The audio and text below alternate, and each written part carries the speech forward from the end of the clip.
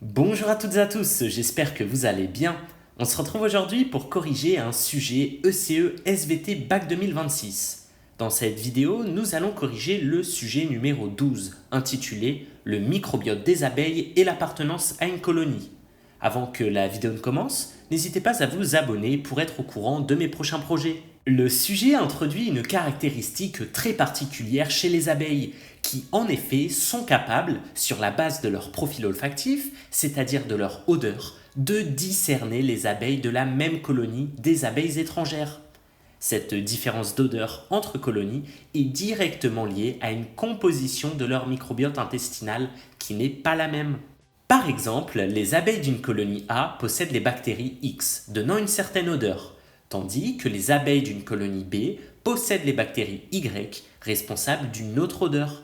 Cette différence d'odeur est très importante, car en effet, les colonies d'abeilles sont très organisées et structurées, et cette différence d'odeur permet d'éviter aux colonies d'être infiltrées par des abeilles étrangères, grâce à des abeilles jouant le rôle de vigiles. Cette différence d'odeur, basée sur le microbiote de chaque colonie, est un fait scientifique connu et vérifié.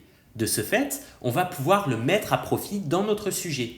En effet, on nous donne deux abeilles inconnues, et on cherche à vérifier, en étudiant leur microbiote et donc indirectement leur odeur, si les abeilles examinées appartiennent ou non à la même colonie.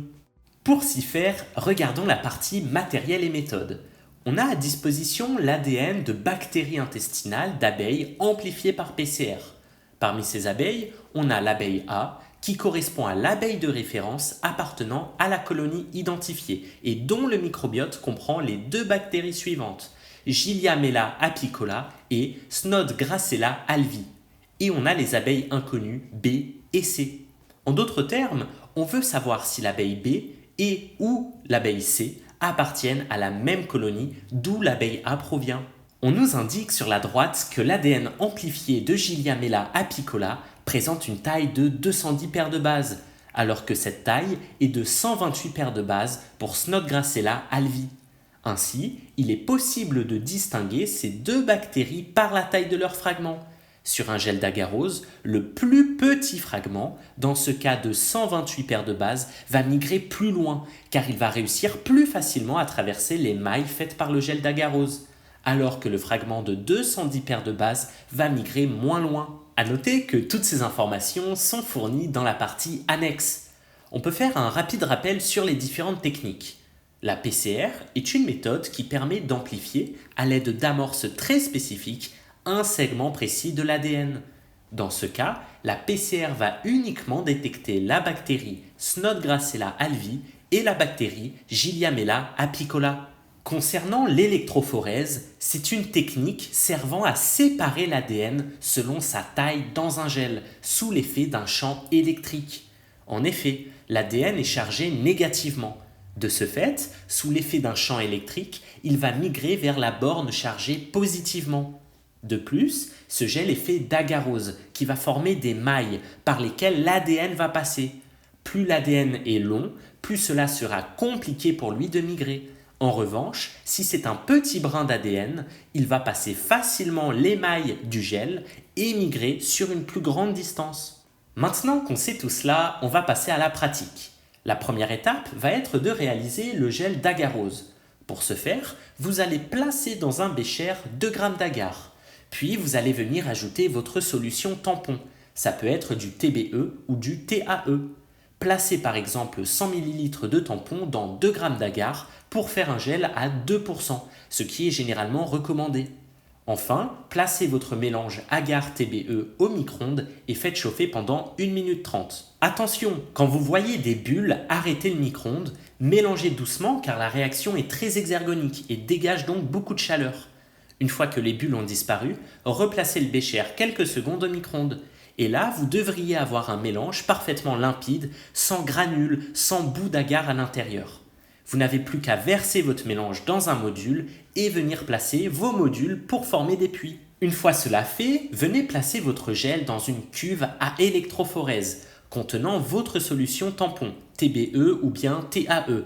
Faites en sorte qu'il remplisse entièrement la cuve et que votre gel en soit entièrement couvert. Une fois cela fait, venez retirer votre module pour former des puits et faites cela tout doucement pour ne pas briser le gel d'agarose. Vous n'avez alors plus qu'à charger vos puits avec vos solutions à tester et à brancher vos anodes et cathodes pour faire migrer l'ADN. Pour le chargement, vous allez dans le premier puits placer le marqueur de taille moléculaire, généralement 10 microlitres. Ce marqueur contient en fait plein de fragments d'ADN de tailles différentes et connues qui va nous permettre de savoir la taille des fragments amplifiés chez nos abeilles. Dans le deuxième puits, vous allez venir placer 10 microlitres de votre produit PCR pour l'abeille A, dont on connaît la colonie de provenance. Cette abeille devrait donc contenir les espèces Gilliamella apicola et Snodgrassella alvi, et donc deux fragments sont attendus à respectivement 128 et 210 paires de bases. Pour les abeilles inconnues, on n'a plus qu'à regarder les fragments que l'on trouve dans les puits 3 et 4. Si l'abeille B possède un seul fragment ou bien aucun, alors peu importe sa taille, elle ne peut pas provenir de la même ruche que l'abeille A. En revanche, si l'abeille C possède les deux mêmes fragments que l'abeille A, alors cela signifie que notre PCR a détecté et amplifié un fragment et donc que l'abeille contenait les espèces Gilliamella apicola et Snodgrassella alvi. Or, comme les abeilles de chaque colonie sont porteuses de molécules odorantes très spécifiques et que celles-ci sont déterminées par la composition du microbiote intestinal qui est commun, c'est-à-dire identique à toutes les abeilles de la colonie, eh bien, on peut conclure sur le fait que l'abeille C provient bel et bien de la colonie de l'abeille A. Voilà, j'espère que cette vidéo vous aura plu. Nous avons pu voir comment, à l'aide d'une PCR et d'une électrophorèse, il était possible de distinguer la composition du microbiote des abeilles afin d'en inférer leur provenance. N'hésitez pas à me proposer d'autres idées de vidéos ou bien de sujets à corriger en commentaire. Je vous souhaite plein de réussite. À bientôt!